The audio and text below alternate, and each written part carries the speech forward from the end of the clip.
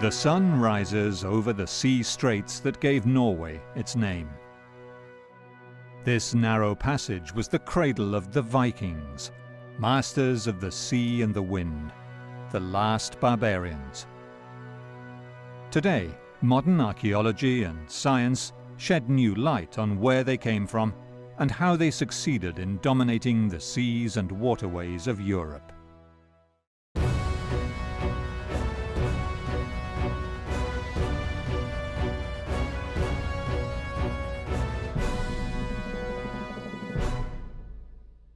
From the ice fields of the north to the Russian steppe, these fearsome Scandinavian warriors sailed the globe for 3 centuries, spreading their net of trade and pillage.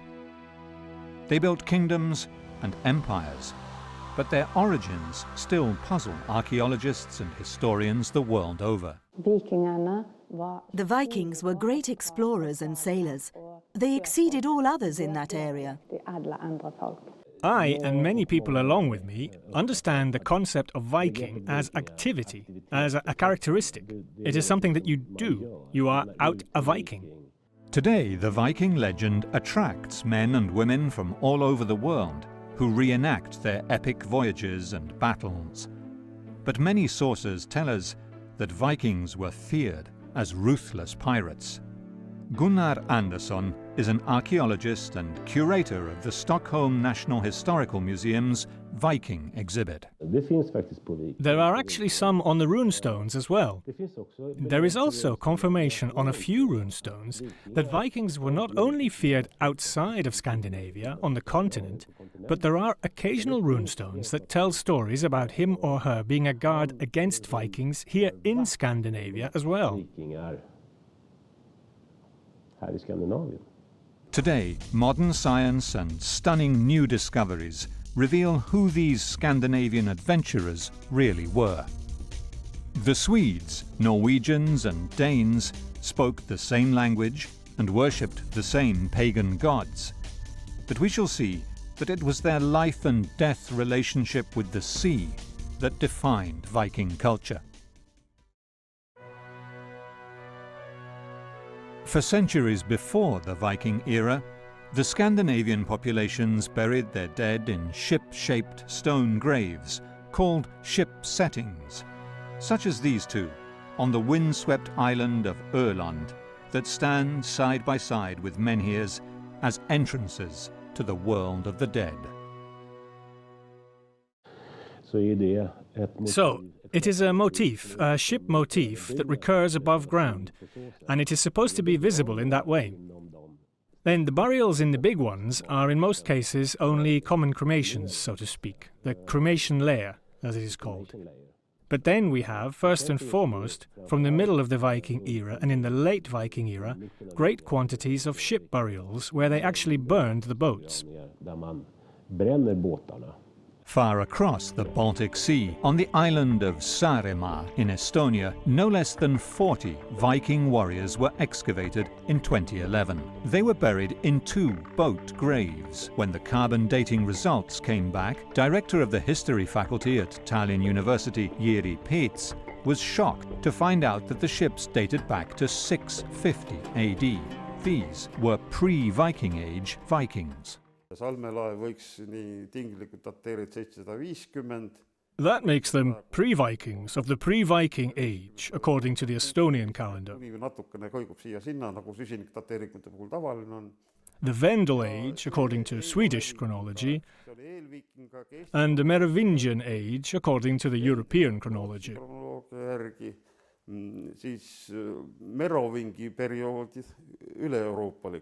The bodies found in the Saaremaa ships had been hacked to death. Battle they died in must have been major, if 40 men were killed, and enough survivors were left to bury them. We can say for sure that it was a battle burial ceremony. But there was a serious battle with more than 40 victims in 2 ships, says it all. The battle had to be hard. We can see vicious wounds on the skeletons, for example, hacked hands and broken heads. So it was hard, and they had to bury those victims fast. Et on toimunud lahingumatus ja nüüd oli siis lihtsalt oli vajadus kiiresti matta need surnud ära. The men who died on Saaremaa Island were buried with full military honours. Raili Alme is an anthropologist and was amazed at the care with which they were laid to rest. Minu arvates see matus on olnud I think that this burial was done with great respect, because we can see separated body parts, heads, hands or legs, but they were buried in an anatomically correct order. I think that this is a very important sign that they were buried with high respect. The strontium isotope readings from the enamel of the teeth of the Saaremaa warriors suggest they originated from Sweden, around Lake Mälaren. North of Lake Mälaren lies Valsgärde, the heart of a thriving pre-Viking age Scandinavian community where noble men and women were buried with rich grave goods for centuries before the first recorded Viking raid. As we shall see, the massive Lake Mälaren was the gateway to the Baltic for communities like these. Here, Ingmar Jansson found the best preserved pre-Viking age burial site in this part of Scandinavia. The first grave of this kind dates from about 600, thus the beginning of what we call the Vendel era. But anyway, it's just one man that's laid out like that, intact. All the other families, they lie in simple graves. You don't see them. Over there in a pile, cremated. These Vendel-era boat graves were rich in artifacts buried with the dead, objects they believed would serve in the afterlife, including magnificent helmets. They give us an insight into the lives of these pre-Viking adventurers. And the man lies in the middle of the boat, surrounded by his weapons. The Vendel era was a prosperous period, so they would bury 3 shields. And there would be other things too, such as drinking vessels, horns, and glass from France, and so on.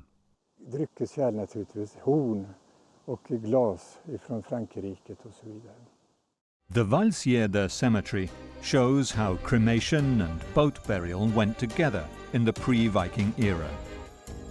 Noble women were buried with their typical oval brooches. There was a woman buried over there, in a 2-meter-high mound. She was buried with glass pearls and bronze jewellery and so on, but the one thing that was so special was a little dragon head that must have been made out of some kind of ivory. A woman was the owner of the finest ship grave ever found. It was uncovered in a burial mound at Oseberg, south of Oslo, and dates to the earliest part of the Viking Age. The ship now stands in the Oslo Viking Ship Museum, directed by Jan Bill. During the excavation, it became clear that even though there weren't 2 complete skeletons in the grave, it did contain the remains of 2 distinct individuals. It was also evident that they were probably female. This was confirmed by the osteological examinations, and they also confirmed that the remains were from an older and a younger woman.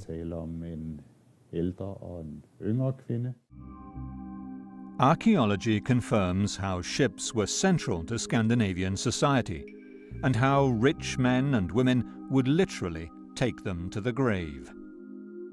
The powerful lady who owned the ship was in her 80s and was buried with a cart, a sledge, and a slave woman aged about 50, whose DNA can be traced to populations living around the Caspian Sea, the furthest east the Vikings ever went.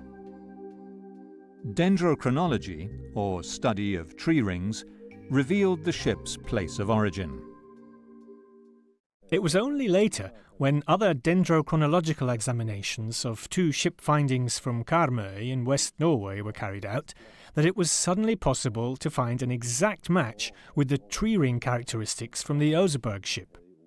When it was possible to demonstrate that the tree ring pattern seen in the wood from the Oseberg ship was the same that was seen in the ships and the grave on Karmøy, then it was possible to state that the Oseberg ship must have been built in that same area of West Norway.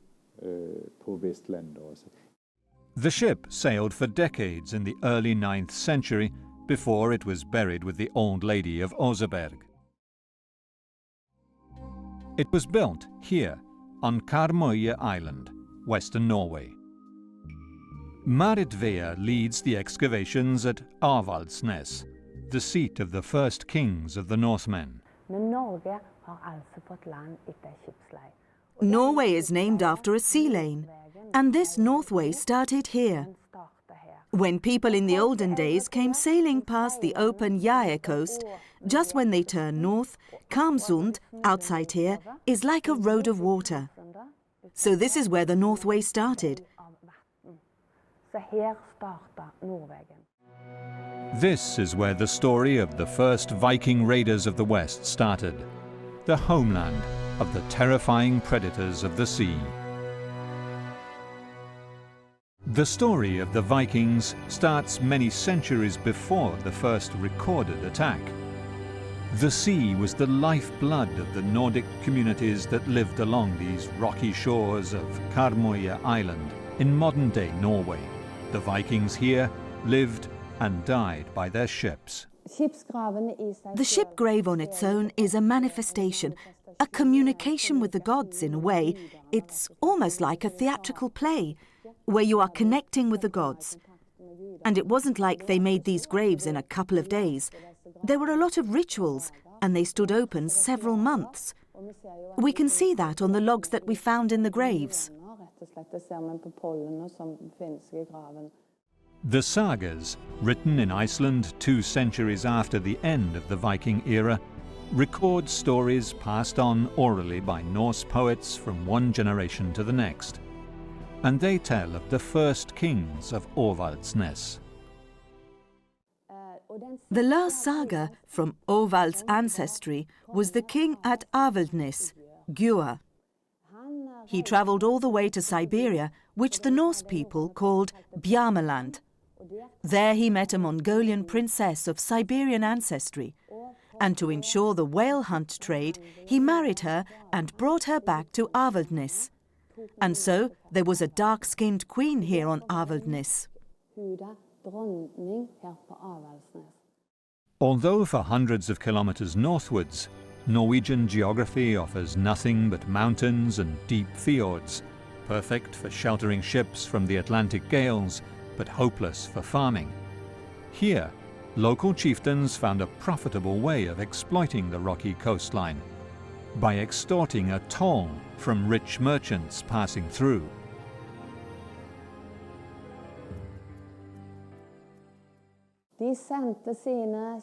They sent their ships out to control the sea traffic.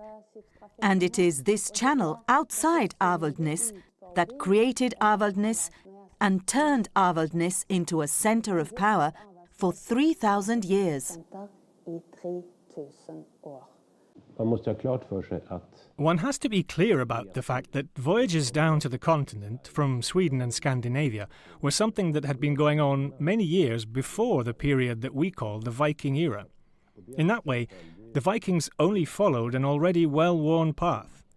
We know that the contacts between the continent and Sweden and Scandinavia were comprehensive and extensive already during the early Iron Age.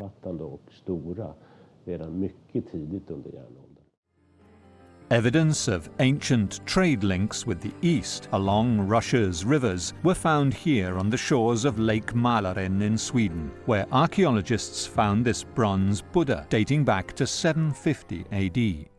Ja, den lilla Buddha-statyetten den påträffades på 50-talet. Yes, the little Buddha statue was found in the 1950s in a settlement on an island outside of Stockholm named Helio. It was found in a house there. We know that it was made in today's Pakistan, in the Swat Valley, and that it dates to about 400 years after Christ.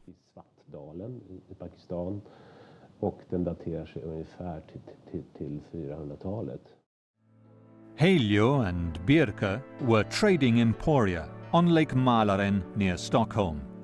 Here on Adelsö Island, on the other side of the lake from Birka, the local chiefs taxed and extorted protection money from traders and industrialists, creating easily disposable wealth that they could spread among their followers. There was a longhouse, a port, and reception halls. As the seat of political power, it was built at a healthy distance from the industrial town where traders and craftsmen labored in grimy and filthy conditions. The layers of waste are so thick and there is so much garbage that lies inside these places. You must also remember that many of these places, first and foremost Birka, had no natural surrounding areas. Out on the farms, they removed the waste that they used as manure for the fields and things like that. But in these places, that space was missing. Other trading towns grew and faded away. In Norway, all that is left of Kaupang on the shore of Oslofjord are a few mounds dating back to the earliest years of the Viking Age. As at Birka, here a powerful military elite taxed trade in exchange for protection.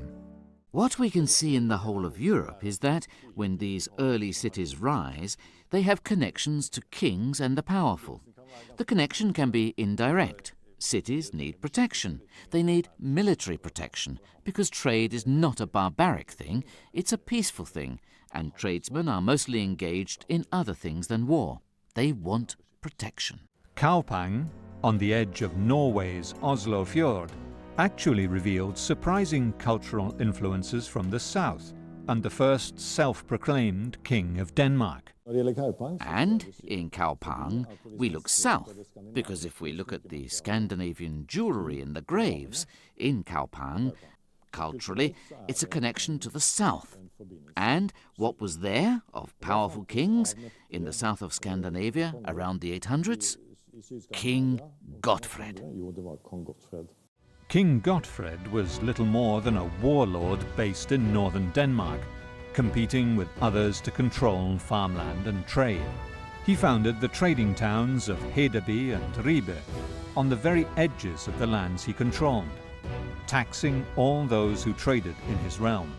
It was a violent way of life, where workers toiled in miserable conditions and traders risked their lives on the high seas, suffering attacks but also pillaging themselves where they could, armed to the teeth and ready for anything.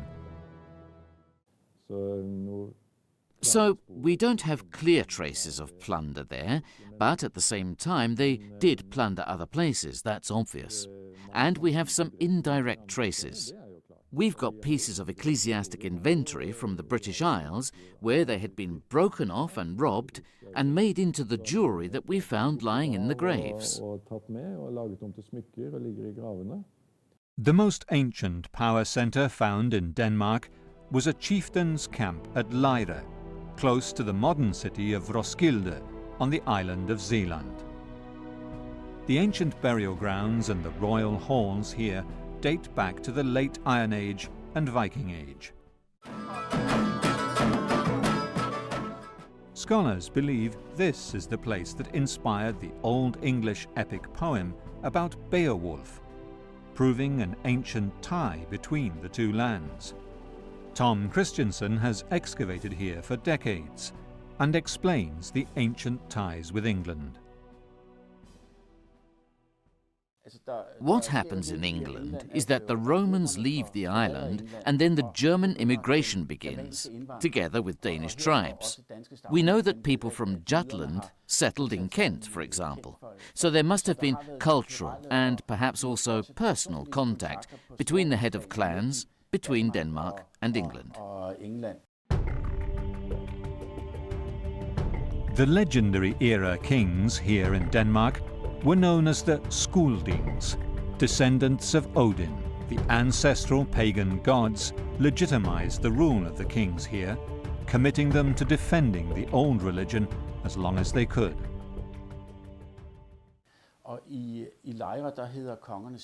In Lejre, the kings were called Skuldunga. Skuld was the son of Odin, so he was the son of God. It was quite common that the royal families created connections to the gods. As a baby, Skuld was sent on a ship to the country of the Danes. So a ship arrived from nowhere with this baby on board.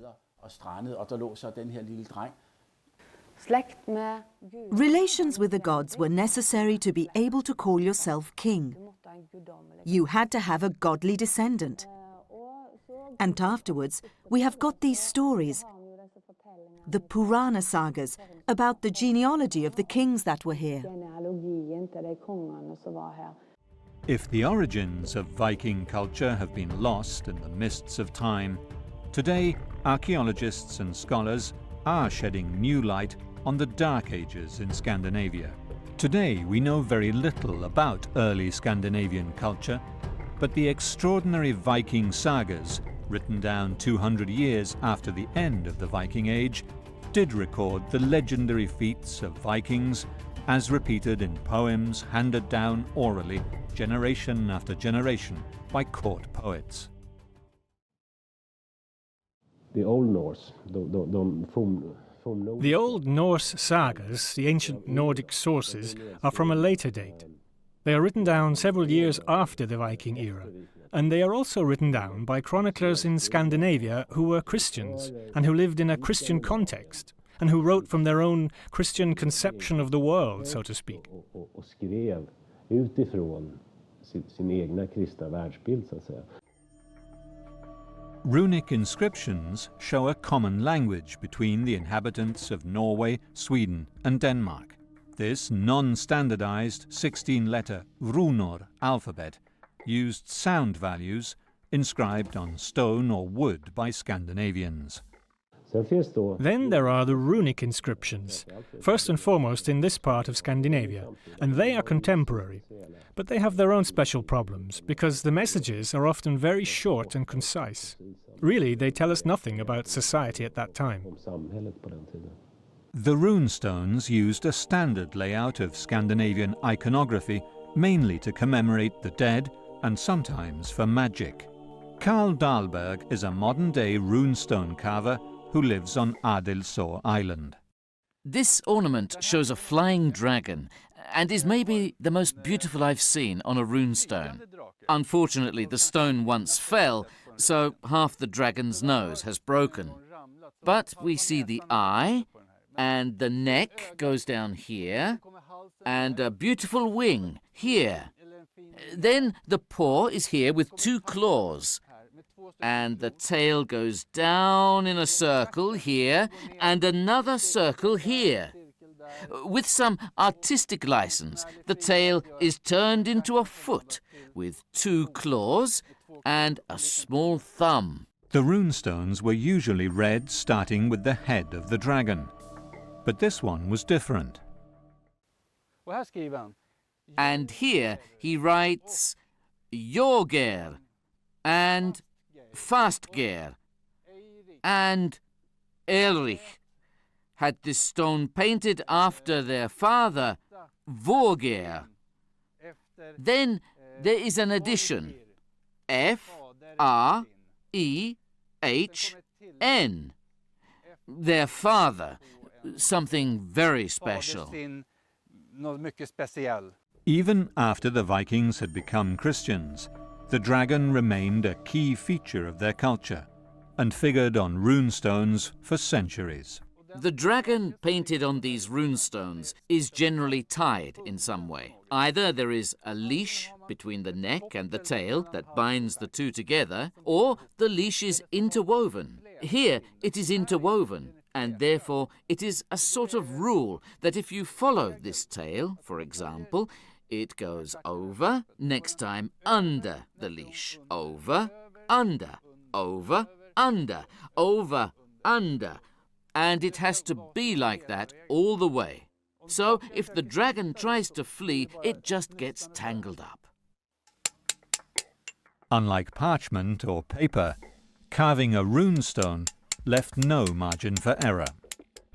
Then he cuts the runic inscription that is ordered. He cuts runes after runes, and at the end he writes his father. He forgot the R. He must, of course, have an R. So the solution is that either he must cut an R, here below, or he must place it inside the sentence. He then chooses to place it inside. And I know, being a rune carver myself, that when he discovered that he forgot the R, then he got so angry. It really bugs him. He pulled his hair. How could I do that? And the whole day is ruined. Outside the Scandinavian world, churchmen wrote about the pagan Vikings as a scourge of God, threatening centuries of work building new Christian kingdoms to protect and propagate the faith. The pan-Scandinavian culture that was so threatening to the Christian world was cruel but effective. Only warriors who died in battle made it to the mythical paradise of Valhalla to fight during the day and feast by night. Here the one-eyed god Odin ruled this warrior paradise with the aid of a raven and the Valkyries. Dead Vikings played board games that simulated battle. The fine game pieces found in the Saaremaa ships were carved with dragons. There were about 325 gaming pieces. Some were fragmented, but still it's a huge number. And there were a few dice made from tusk. And in general there are two types of gaming pieces. The game was called Hnefatafl and was very popular in pre-Viking and Viking times. So this is a Swedish king who is the main character. Hnefatafl means the king's table. So it is the king who is being attacked by the Muscovids, the enemies. The gods were not necessarily good. The Viking chief buried on Saaremaa Island possessed a luxurious jewel-encrusted sword. The representation of the canine god Fenrir tells us a lot about the early Viking beliefs. The dog's father, Loki, was a famous trickster revered by pirates. Now here we have a very nice sword handle detail, and it's a bit different from the others. We can see a very nice symbol in the form of a two-faced animal. It is possible that it was the mythical hunter, the son of Loki, called Fenrir, with a human face and animal hands. Ja ta on siis, siin on veel inimnäoga on ta see ja külje pealt näeme, et tal on sellist loomakiss ja käpad on siin näha. Odin and his brother Thor, whose hammer amulets are present in every Viking excavation, had killed the previous god, Ymir, and made the world out of his body. Odin's family was vast, and if Loki was destined to betray his brothers, cousin Freya had quite a different role.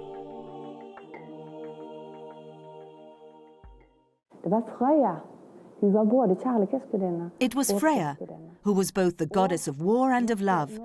And when there had been a battle, Freya was the first to come to the battlefield with her wagon drawn by big cats. And it was Freya who first got to pick out her half of the men who had fallen. Those that she didn't want went to Odin in Valhalla.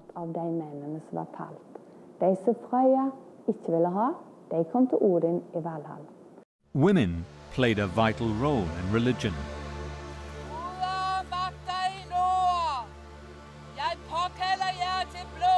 Here at the Lejre Land of Legends Experimental Center in Denmark, a priestess shows how the gods and spirits would be summoned. There were female priests. They had the same status.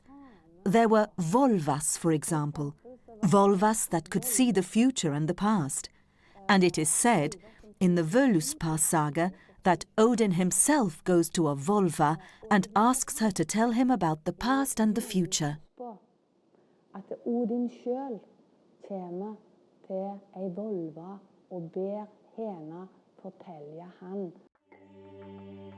Most of pre-Christian Viking religious worship took place outdoors, in open spaces and sacred groves. No temples remain, though the German cleric Adam of Bremen described one at Old Uppsala in modern-day Sweden as a large feasting hall. Ahmud al-Fatlan was a 10th century Arab traveller along the Volga River in modern-day Russia. Al-Fatlan tells us the Russian Vikings worshipped in open places, often in woodland or by springs.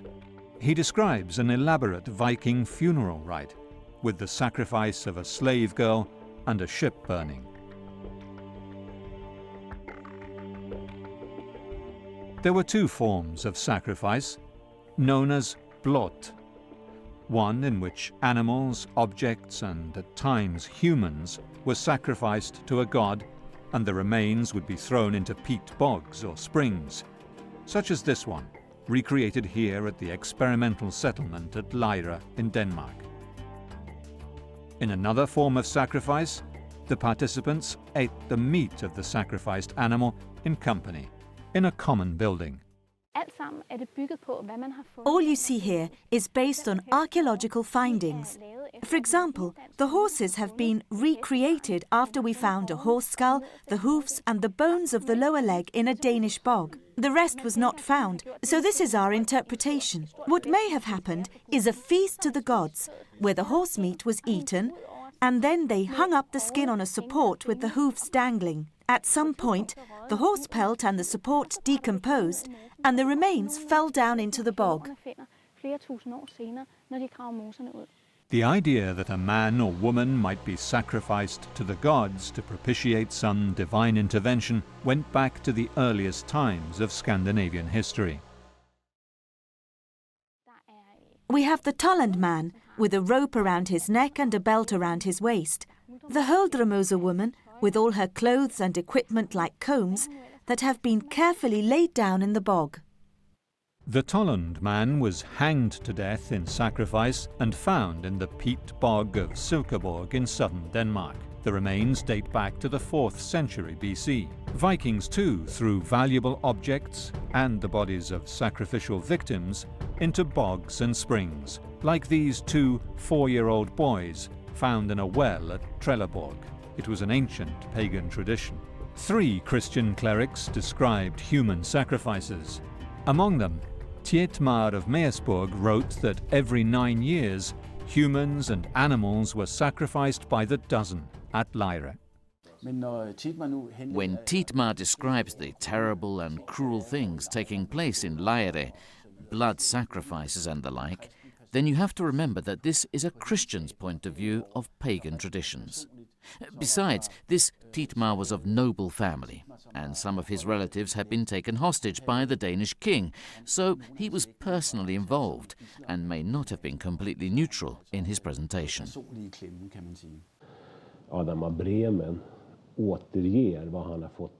Adam from Bremen relates what the Danish king Sven Estridsson has told him. And here we are already in about the year 1000. So there is a big difference in time here.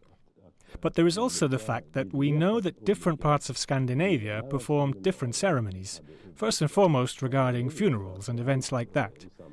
How extensive human sacrifice was is incredibly difficult to say, because then we must be able to define how these people came to lie in the grave, so to speak.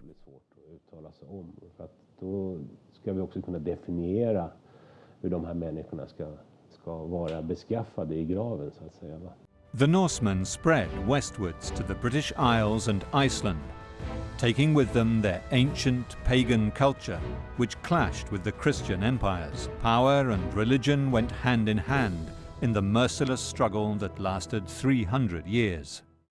In Europe, the pagan Viking culture clashed violently with the expanding Christian world. But in Iceland, the settlers kept their traditions for centuries to come. Sacrifices were held in a room at the end of the larger longhouses that served as a shrine, and the banqueting hall was the place where the members of the community came to eat the flesh of the sacrificed animal. The Icelandic law books tell us that the richest farmer, the most powerful man in any one area, would also be the priest. The priests were also the speakers at the assembly of all free men, here at the Thingvellir, where Icelanders exercised their right to debate public issues, making Iceland the earliest modern democracy in the world. The typical Scandinavian home was called a longhouse. The northernmost of the Shetland Isles, Unst, has the highest concentration of longhouses in all of Britain and was a hub of Scandinavian expansion into the Atlantic. Shetland, and Unst in particular, is right in the middle of the Viking seaways. So it's the obvious place if you're going from Norway across to Faroe, Iceland, Greenland, or even America, or even up and around, going sort of north about and then down to Ireland and Man and that direction. Shetland's right in the middle. Here at Jarlshof in the Shetland Isles, there is evidence that the early Scandinavian settlers reused the houses built by the original Pictish people who inhabited the islands before they arrived. Initially, people came here trading, and that would have been the first contact, and the first contact would certainly have been on that level, and they would have been finding out what it was like in Shetland as a result of that. We do know that in the end, the Pictish people kind of completely, their way of life was subsumed completely by the Vikings. Viking society was based on family allegiances and laws. There was a three-tier class system split into a small ruling elite, or jarls, free farmers known as bondi, and slaves. As prosperity increased, the Scandinavian birth rate grew, and family leaders had to find more land and ever greater opportunities for their offspring and dependents, while the rise of the warlords left little space for the more independent-minded petty chieftains. It seems that prosperity, rather than starvation, drove the first raids. Ships were expensive to build and required social cohesion. Armor and weapons, too, took organization, and taking men away from farming during the summer months meant that someone else was looking after the crops. The role of women, therefore, was key to keeping the community functioning. It was the women who ruled the farm, and as a symbol of that, they had keys. And they kept those keys with the rest of their valuables.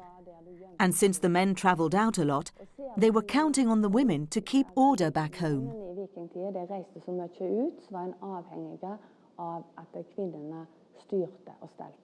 Women enjoyed greater political and economic rights than in the Christian world too, as the Lady of Oseberg demonstrates with her rich funeral goods and fine trading ship. When they held a meeting, the people went to those meetings. When they gathered in the small villages, the women also had the right to join. That means they had the right to vote. In 793, calamity struck the English kingdom of Northumbria. Raiders of unknown origin attacked the undefended monastery of Lindisfarne and took away everything of value. These men would soon be known as the Vikings, considered by Christians to be a scourge of God. But the Vikings had been raiding and dominating key points on trade routes as far away as Russia long before they officially entered the history books.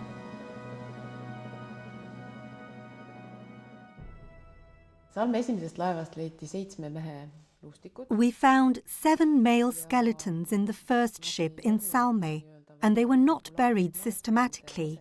They were located in different places. And in the second ship, we found 33 or 34 human skeletons and fragments. And now we know that 10 of these have blade wounds, and 6 have multiple injuries.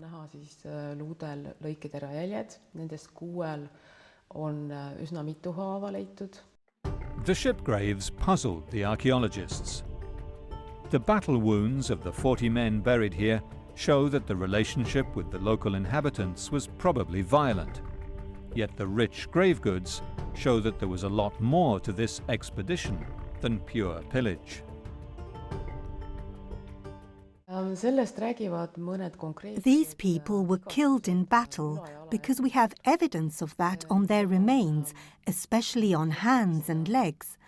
For example, we have an upper arm that was hacked in 4 different places. Also, we have injuries from swords on other arms, like someone was defending himself with the upper arm. Also, we have skulls with obvious injuries. kujudes on nagu näha mitmed mõõgalöögijäljed. ma nende kohta, mis nad seal tegid, seda ma ei oska. I don't know what those people were doing there. They might even have been a wedding delegation, peaceful visitors, but we really don't know for sure what was the main reason for their being here. And it is very strange that there are so many luxury items, swords, gaming pieces, dogs, birds, and so on. Not typical battle ammunition. Öelda, mis põhjustel nad seal üldse olid. Ja üldse jätab kahtluse see kogu see inventaarium, eriti rikkalikud mõõgad või luksuslikud mõõgad, siis mängunupud, tohutu hulk mängunuppusid. The Vikings penetrated the Baltic coastline and traded and raided deep into the East European plain. The routes passed through Staria Ladoga, North Russia, where finds of Scandinavian amulets and runic inscriptions on wood show that the Vikings were trading with, if not ruling, this strategic place on the Volkhov River by the mid-8th century. The Finns, Slavs, and eventually the militarily dominant Scandinavians traded here for centuries before the Vikings are mentioned in written chronicles. They founded the trading town of Novgorod, just as, on the other side of Europe, other Vikings were plundering Paris. Frågan är varför eskalerar det? The question is, why does it escalate? Why this sudden rush? The factors that have contributed to it, first and foremost, are the fact that people then, as well as now, are opportunistic, in the sense that some areas where the situation was unstable. We must remember that, for example, the Frankish Empire was in dissolution, and not to mention the British Isles, there were lots of conflicts in that area as well. Frankrike var mycket i sin upplösning. Brittiska öarna ska vi inte tala om, det var mängder med konflikter där. The great Frankish Empire to the south was ruled by Charlemagne, who aggressively expanded his realm. In the late 8th century, he began a 30-year campaign to forcibly convert the Saxons, the southern neighbours of the Danes, to Christianity, pressing north toward the fiercely pagan Scandinavian world. Charlemagne spilled just as much blood as the Vikings. So maybe the Viking raid started out as a military operation, but after a while, people discovered that there is money to be earned here. And then it developed into ordinary plunder. Here at Orvaldsnes, Harald Fairhair gathered around him a military force that was able to hold together most of Norway. A great battle at Hajardsfjord brought him final victory over the petty kings and pirates of Vestfold and caused an exodus to Iceland. Indeed, it was during the upheavals of the war to unify Norway under Harald Fairhair that we see the greatest Viking emigration. Between 846 and 865, the Vikings attacked both England and France often, taking advantage of the chaos that afflicted the great empire of Charlemagne. The Norwegian Vikings went the furthest of all people in their time. And they went as explorers, not as bandits to rob, but as explorers and tradesmen. All of that comes down to the ship technology they developed. It was a case of life or death.